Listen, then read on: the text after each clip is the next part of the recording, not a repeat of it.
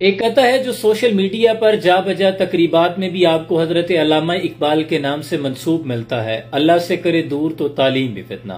املاک بھی اولاد بھی جاگیر بھی فتنہ، ناحق کے لیے اٹھے تو شمشیر بھی فتنہ، شمشیر تو کیا نعرہ تکبیر بھی فتنہ۔ اب کلام تو بہت پیارا ہے لیکن حضرت اقبال کا نہیں ہے، یہ کلام ہے ہندوستان کی ریاست راجستھان سے تعلق ایک شہر ہے مادھوپور، وہاں سے تعلق رکھنے والے شاعر ہیں سرفراز احمد خان، جنہیں ادبی حلقوں میں سرفراز احمد خان بزمی کے نام سے یاد کیا جاتا ہے۔ اور آپ کا کلام بھی کچھ یوں ہے کہ جو حق سے کرے دور وہ تدبیر بھی فتنہ، اولاد بھی اجداد بھی جاگیر بھی فتنہ، ناحق کے لیے اٹھے تو شمشیر بھی فتنہ، شمشیر تو کیا نعرہ تکبیر بھی فتنہ۔ وہ بھی کلام کچھ مختلف ہے۔ ہو سکتا ہے آپ کے لیے یہ بہت معمولی بات ہو، لیکن وہ لوگ جو اردو ادب کا شغف رکھتے ہیں، اس راستے کے مسافر ہیں،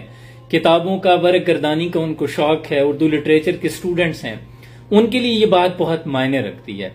کہ کسی بھی شاعر کا کلام اس کے نام کے بغیر پوسٹ کر دینا یا اس کے نام کو حذف کر دینا بہت بڑی خیانت شمار ہوتی ہے۔ جو پڑھنے والے لوگ ہیں وہ تو کلام کو دیکھ کر ہی سمجھ آتے ہیں، کیونکہ ہر شاعر کا اس کے کلام سے، شاعری سے مزاج ملتا ہے اور بھی دنیا میں سخنور بہت اچھے، کہتے ہیں کہ غالب کا ہے انداز بیاں، اور ہر شاعر کا انداز بیاں اور ہوتا ہے۔ فیض احمد فیض، ناصر کاظمی، مرزا غالب، علامہ اقبال رحمۃ اللہ علیہ، ان کو پڑھنے والے لوگ ان کا کلام دیکھتے ہی سمجھ آتے ہیں کہ یہ کلام کس کا ہے۔ تو سوچا اس بات کی تھوڑی سی تصحیح کر دوں،